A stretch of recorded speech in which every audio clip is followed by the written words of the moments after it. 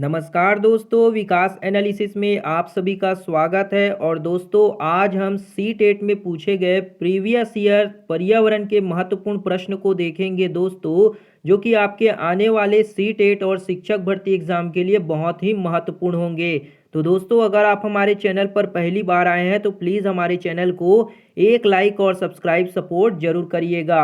चलिए दोस्तों इन प्रश्न को हल करते हैं। पहला प्रश्न दिया गया है, राधा के शिक्षक यह अवलोकन करते हैं कि राधा को श्यामपट्ट पढ़ने में कठिनाई हो रही है और डॉक्टर सलाह देते हैं कि राधा को ऐसे खाद्य पदार्थों की मात्रा बढ़ाने की आवश्यकता है जिसमें निम्न पोषक तत्व प्रचुर मात्रा में हो।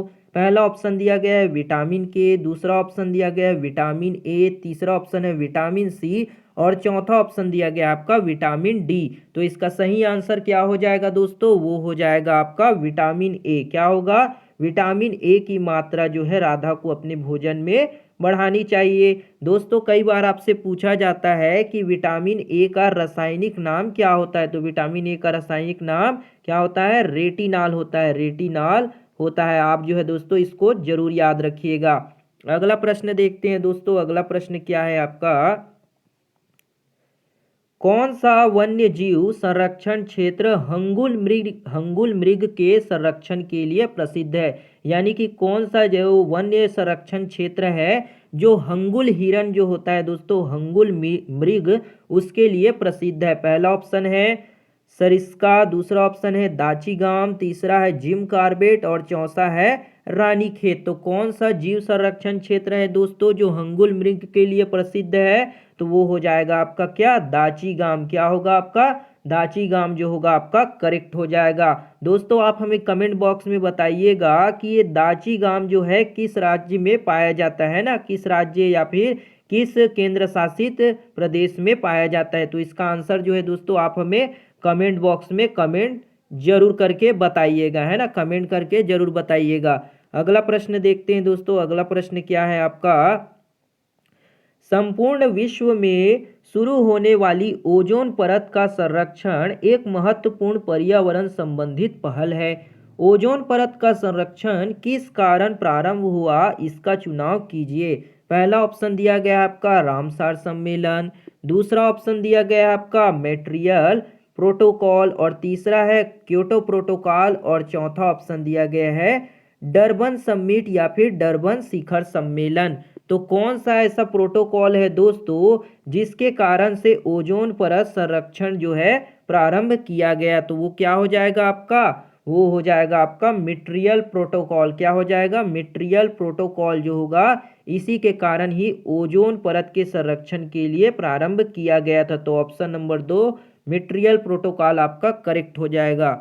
अगला प्रश्न देखते हैं दोस्तों। अगला प्रश्न क्या दिया गया है आपका, वह पक्षी जो दिल्ली में सामान्य रूप से दिखाई देता था परंतु अब इस चिड़िया के बारे में जागरूकता बढ़ाने हेतु एक विशेष दिन मनाया जाता है क्योंकि शहरीकरण के कारण यह दुर्लभ हो गई है, वह चिड़िया कौन सी है? पहला ऑप्शन दिया गया है आपका मोर, दूसरा ऑप्शन दिया गया है आपका कोयल, तीसरा ऑप्शन दिया गया है आपका तोता और चौथा ऑप्शन दिया गया है गौरैया यानी कि स्पैरो। तो इसका सही आंसर क्या हो जाएगा दोस्तों? वो हो जाएगा आपका गौरैया जो है वो दिल्ली में बहुत देखा जाता था लेकिन अब जो है विलुप्त होने के कगार पर है, बहुत दुर्लभ हो गया है दोस्तों। तो ऑप्शन नंबर 4 जो होगा आपका गौरैया यहाँ पे करेक्ट हो जाएगा। अगला प्रश्न देखते हैं दोस्तों। अगला प्रश्न क्या है आपका, निम्न में से किन स्थानों पर आप नाव का उपयोग यातायात साधन के रूप में देख सकते हैं? यानी कि आप यातायात के रूप में नाव का उपयोग कहाँ करेंगे? पहला ऑप्शन है लद्दाख एवं कारगिल में, दूसरा ऑप्शन है कश्मीर एवं केरल में, तीसरा ऑप्शन है सिक्किम और दार्जिलिंग में, चौथा ऑप्शन है दिल्ली और मिजोरम में। तो कहाँ जो है दोस्तों कौन सी जगह पर आप नाव का यूज़ करेंगे यातायात के रूप में? तो हो जाएगा आपका कश्मीर और केरल में आप नाव का यूज़ करेंगे। तो ऑप्शन नंबर बी यहाँ पे आपका करेक्ट हो जाएगा। अगला प्रश्न देखते हैं दोस्तों। अगला प्रश्न है आपका, अगला प्रश्न क्या दिया गया है, निम्न में से कौन सा एक कीटभक्षी पौधा नहीं है? यानी कि जो कीटों को नहीं खाता है उस पौधे के बारे में बताना है। पहला ऑप्शन दिया गया है डायोनिया, दूसरा है नेपथिंजिस, तीसरा है एजीरेटम और चौथा है सनड्यू। तो इसका सही आंसर क्या हो जाएगा दोस्तों? कौन सा ऐसा पौधा है जो कीड़े मकोड़े को नहीं खाता है, यानी कि कीट भक्षी पौधा नहीं है? तो इसका सही आंसर क्या हो जाएगा? वो होगा आपका एजीरेटम, जो होगा ऑप्शन नंबर 3 एजीरेटम आपका करेक्ट हो जाएगा। ये ऐसा पौधा है दोस्तों जो कि कीट भक्षी नहीं है, यानी कि कीड़े मकोड़े को नहीं खाता है। तो ऑप्शन 3 यहाँ पे आपका करेक्ट हो जाएगा। अगला प्रश्न देखते हैं दोस्तों। अगला प्रश्न क्या है आपका? रानी को एक कपड़े का टुकड़ा प्राप्त होता है जो कि बहुत मजबूत और चटक रंग का है। दूसरा ऑप्शन है अधिक छिद्र युक्त नहीं है। तीसरा दिया गया है जलने पर गंध उत्पन्न करता है। चौथा दिया गया आपको सभी जगह उपलब्ध है तथा इसके बहुत से उपयोग है। और पांचवा दिया गया है उच्च तापमान में नहीं पहना जा सकता। इस कपड़े की पहचान कीजिए। तो इस कपड़े के बारे में दोस्तों आपको बताना है कि वो कौन सा कपड़ा होगा। पहला ऑप्शन दिया गया है रेशम, दूसरा ऑप्शन दिया गया है आपका क्या? पॉलिएस्टर, तीसरा है सूती और चौथा है रेयॉन। तो इसका सही आंसर क्या हो जाएगा दोस्तों? वो हो जाएगा आपका, क्या होगा आपका? तो वो होगा आपका मजबूत और चटक रंग है, छिद्र युक्त, अधिक छिद्र युक्त नहीं है और जलने पर गंध उत्पन्न करता है। तो वो हो जाएगा दोस्तों आपका पॉलिएस्टर, जो होता है जलने पर गंध उत्पन्न करेगा। तो ऑप्शन नंबर 2 जो होगा पॉलिएस्टर यहाँ पे आपका करेक्ट हो जाएगा। और उच्च तापमान में पहना भी नहीं जा सकता, तो पॉलिएस्टर यहाँ पे आपका करेक्ट हो जाएगा। अगला प्रश्न देखते हैं दोस्तों। अगला प्रश्न क्या दिया गया है आपका? यदि भिन्न प्रजाति के दो जीव संपर्क में एक साथ आते हैं और इस संबंध में एक जीव को फायदा होता है तथा दूसरे जीव को नुकसान होता है, ऐसे संबंध को क्या कहेंगे? पहला ऑप्शन है परजीवता, दूसरा है सहजीवता, तीसरा है सहोपकारिता और चौथा है सहोजिता। तो इसका सही आंसर क्या हो जाएगा दोस्तों? वो हो जाएगा आपका परजीवता। क्या होगा? परजीवता होगा आपका करेक्ट आंसर। अगला प्रश्न देखते हैं दोस्तों। अगला प्रश्न क्या है आपका? अगला प्रश्न दिया गया है निम्न में से कौन सी ग्रीन हाउस गैस नहीं है, यानी कि जो ग्रीन हाउस गैस नहीं है उसको हमें बताना है। पहला ऑप्शन दिया गया है आपका मीथेन, दूसरा है कार्बन डाइऑक्साइड, तीसरा है सल्फर डाइऑक्साइड और चौथा दिया गया है कार्बन मोनोऑक्साइड। तो कौन जो है दोस्तों आपका ग्रीन हाउस गैस नहीं है? इसका सही आंसर क्या हो जाएगा दोस्तों? वो हो जाएगा आपका सल्फर डाइऑक्साइड जो है ग्रीन हाउस गैस नहीं है, यानी कि दोस्तों सल्फर डाइऑक्साइड जो होता है ग्रीन हाउस गैस नहीं होता। यही आपका करेक्ट आंसर हो जाएगा। अगला प्रश्न देखते हैं दोस्तों। अगला प्रश्न है आपका निम्न में से कौन से पौधे का उपयोग डिब्बे बनाने एवं मकान बनाने में होता है? कौन सा ऐसा पौधा है दोस्तों जिसका उपयोग डिब्बे बनाने और मकान बनाने में होता है? पहला ऑप्शन है गन्ना, दूसरा है बांस, तीसरा ऑप्शन है मक्का और चौथा ऑप्शन है घास। तो इसका सही आंसर क्या हो जाएगा दोस्तों? वो हो जाएगा आपका बांस। बांस के दोस्तों डिब्बे यानी कि बर्तन भी बनाए जाते हैं और मकान में भी बनाने में यूज़ किया जाता है। आपने देखा होगा बांस के इस तरह से छोटे छोटे गिलास, कटोरी बनाए जाते हैं दोस्तों, जिसका उपयोग लोग जो हैं अपने दैनिक जीवन में करते हैं। तो वहाँ पे आपका बांस जो होगा करेक्ट आंसर हो जाएगा। अगला प्रश्न देखते हैं दोस्तों। अगला प्रश्न क्या है? निम्न में से कौन सी भोजन संबंधी आदत कार्बन पद चिन्ह को कम करने में मदद करेगी? मतलब कि कौन सा ऐसा भोजन संबंधी आदत है जो कार्बन पद चिन्ह को कम करने में हमारी मदद करेगा? पहला ऑप्शन दिया गया है मांस एवं मछली खाना, दूसरा है संरक्षित खाद्य पदार्थ जैसे डिब्बा बंद बीन्स का सेवन करना, चौथा है दूध व दूध से बने पदार्थ का सेवन करना और चौथा है स्थानीय रूप से उगाए हुए खाद्य पदार्थों का सेवन करना। तो इसका सही आंसर क्या हो जाएगा दोस्तों? वो हो जाएगा आपका स्थानीय रूप से उगाए गए खाद्य पदार्थों के सेवन करने से हम कार्बन पद चिन्ह को कम करने में मदद कर सकते हैं। तो ऑप्शन 4 जो होगा आपका यहाँ पे करेक्ट हो जाएगा। अगला प्रश्न देखते हैं दोस्तों। अगला प्रश्न है आपका कर्क रेखा निम्न में से किन भारतीय राज्यों से होकर गुजरती है? कर्क रेखा कौन कौन से राज्यों से होकर गुजरती है भारत के, उसके बारे में बताना है। तो कर्क रेखा जो होता है दोस्तों आपका गुजरात, राजस्थान, मध्य प्रदेश, झारखंड और छत्तीसगढ़, पश्चिम बंगाल, त्रिपुरा और मिजोरम। हाँ, ये जो होगा दोस्तों आपका करेक्ट आंसर होगा। इनसे जो होकर होता है कर्क रेखा गुजरती है। तो ऑप्शन नंबर 2 यहाँ पे आपका करेक्ट हो जाएगा, जिसमें आपको याद रखना है कि गुजरात, राजस्थान, मध्य प्रदेश, झारखंड, छत्तीसगढ़, त्रिपुरा, पश्चिम बंगाल और मिजोरम जो होते हैं दोस्तों, ये भारतीय राज्यों से होकर गुजरते हैं कर्क रेखा से। तो ऑप्शन नंबर 2 यहाँ पे आपका करेक्ट हो जाएगा। अगला प्रश्न देखते हैं दोस्तों। अगला प्रश्न है आपका, एक शहरी परिवेश में कोई सब्जी बेचने वाला अपने उत्पाद को लंबे समय तक नहीं रख सकता और इस कारण तुरंत ही उसे कम दामों पर बेचने का निर्णय कर लेता है। पहला ऑप्शन दिया गया है, वह सूचना प्राप्त निर्णय लेने के लिए शिक्षित नहीं है। दूसरा है, उसमें विक्रय यानी कि बेचने की कला का अभाव है। तीसरा ऑप्शन है, शीघ्र खराब होने वाला सामान होने के कारण वह संकटग्रस्त बिक्री है। और चौथा ऑप्शन दिया गया आपका, उसे बाजार के नियमों का ज्ञान नहीं है। तो इसका सही आंसर क्या हो जाएगा दोस्तों? इसका सही आंसर हो जाएगा शीघ्र खराब होने वाला सामान है, जिसके कारण से संकटग्रस्त बिक्री होती है। इसी कारण से दोस्तों उसे लंबे समय तक नहीं रखा जाता। तो ऑप्शन नंबर 3 यहाँ पे आपका करेक्ट हो जाएगा। अगला प्रश्न देखते हैं दोस्तों। अगला प्रश्न है आपका, निम्न में से किन पंछियों की चोंच में छानने की प्रणाली होती है? कौन सा ऐसा पक्षी है जिसकी चोंच में छानने की प्रणाली होती है, यानी कि वो छान लेता है उसे? पहला ऑप्शन दिया गया है फ्लेमिंगो या हंसावर। दूसरा ऑप्शन दिया गया है रॉबिन, यूरोपियन छोटी चिड़िया। तीसरा ऑप्शन है मेकाओ, लंबी पूंछ का तोता। और चौथा है गोरैया। तो कौन सा पक्षी होता है दोस्तों जो अपनी चोंच के द्वारा छानने का काम करता है? तो वो हंसावार यानी कि फ्लेमिंगो यहाँ पे आपका करेक्ट आंसर हो जाएगा।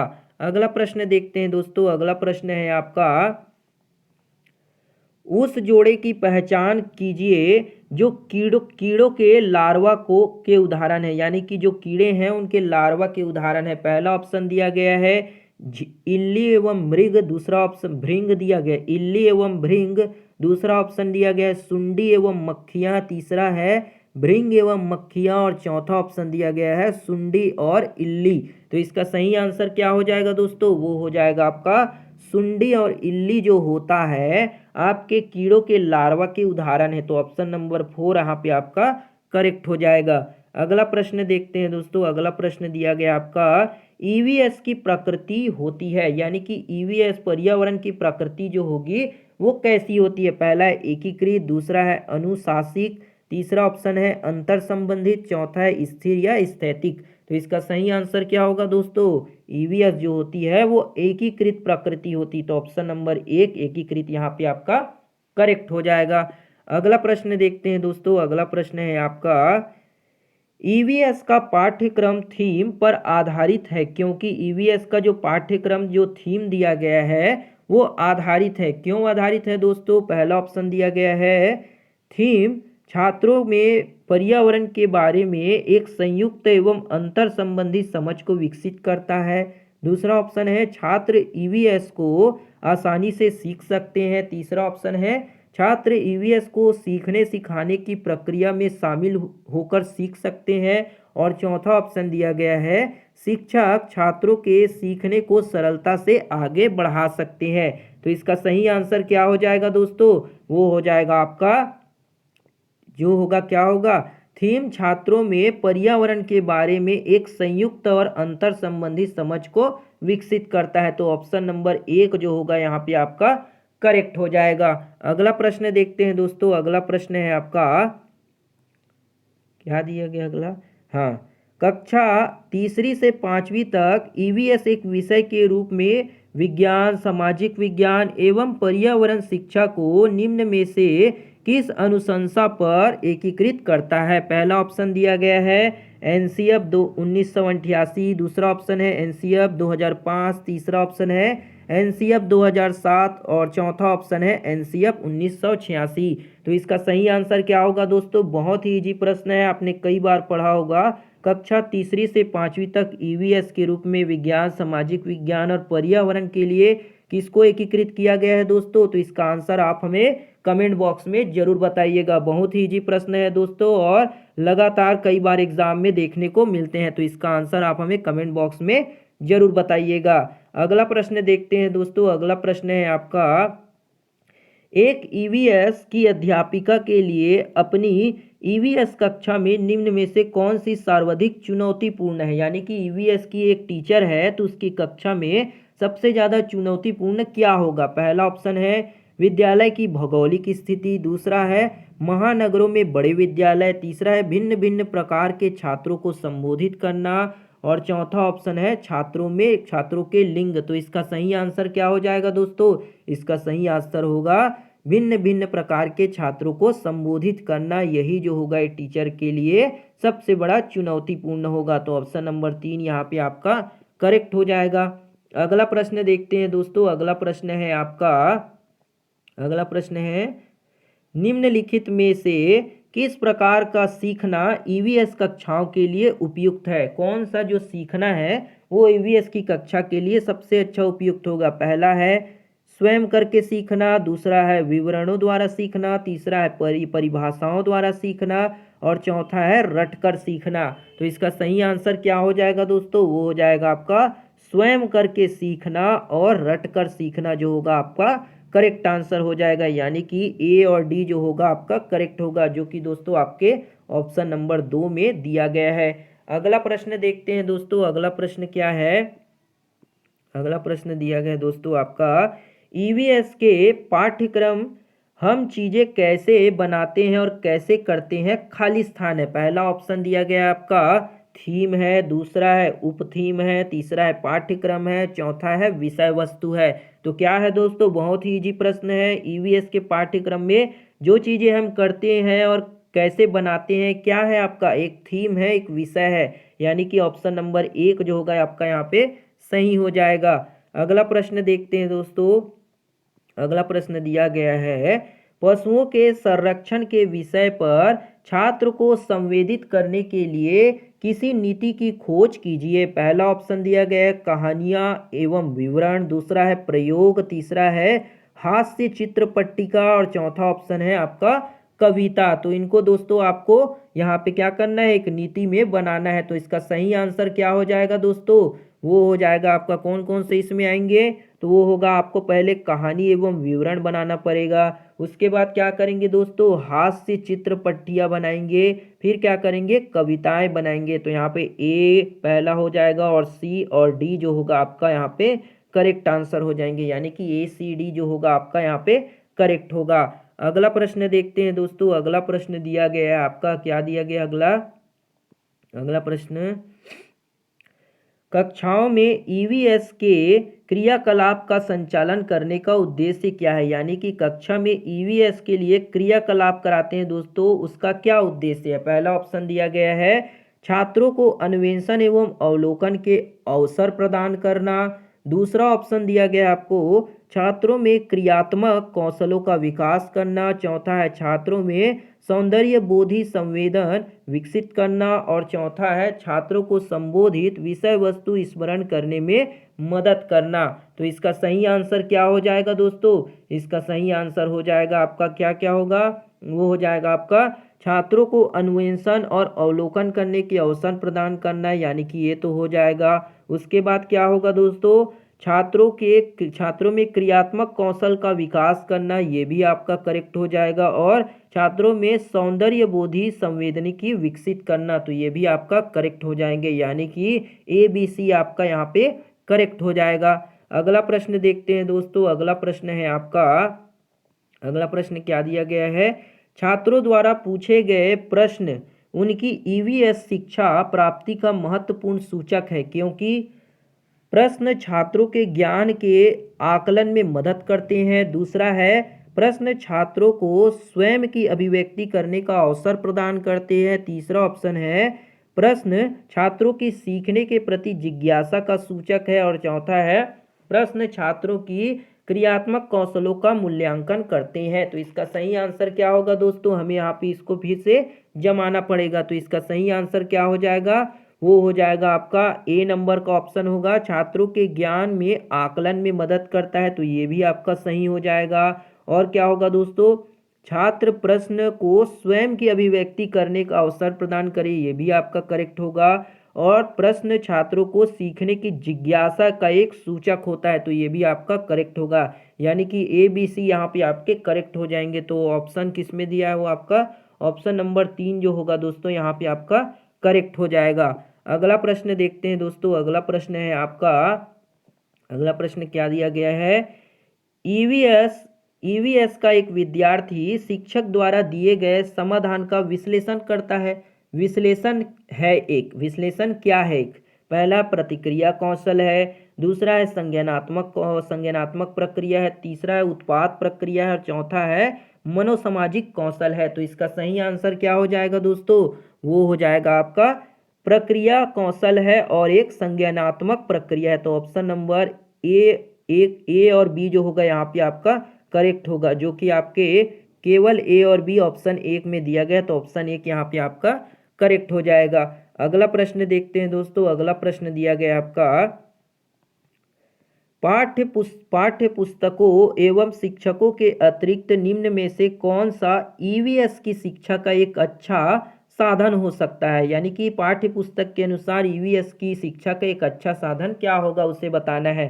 पहला ऑप्शन दिया गया है दोस्तों आपका समाचार पत्र, दूसरा ऑप्शन दिया गया है, पहला समाचार पत्र दिया गया है, दूसरा दिया गया है समुदाय के सदस्य, तीसरा है कविताएं और चौथा दिया गया आपका क्रियाकलाप। तो यहाँ पे फिर से दोस्तों हमें जमाना है, तो इसका सही आंसर क्या होगा दोस्तों, वो हो जाएगा आपका समाचार पत्र होगा और क्या हो जाएगा आपका कविताएं, क्या होगा आपका समाचार पत्र और समुदाय के सदस्य, ये दोनों जो होंगे दोस्तों आपके करेक्ट आंसर हो जाएंगे। यानी कि ऑप्शन नंबर 3 यहाँ पे आपका ए और बी यहाँ पे आपका करेक्ट हो जाएगा। अगला प्रश्न देखते हैं दोस्तों। अगला प्रश्न है आपका, अगला प्रश्न दिया गया है निम्न में से किन विषयों की चर्चा ईवीएस की कक्षा में होगी। पहला है पेट्रोल की दर, दूसरा ऑप्शन है पशुओं का संरक्षण, तीसरा है जल आपदा और चौथा दिया गया है बीजों के अंकुरण में कार्बन डाइऑक्साइड का सांद्रण। तो किन विषयों पर चर्चा होगी दोस्तों, तो वो हो जाएगा आपका पेट्रोल की दर, पशुओं के संरक्षण और जल आपदा, ये तीनों पर जो है पर्यावरण में चर्चा होगी। यानी कि ऑप्शन 1 यहाँ पे आपका करेक्ट हो जाएगा।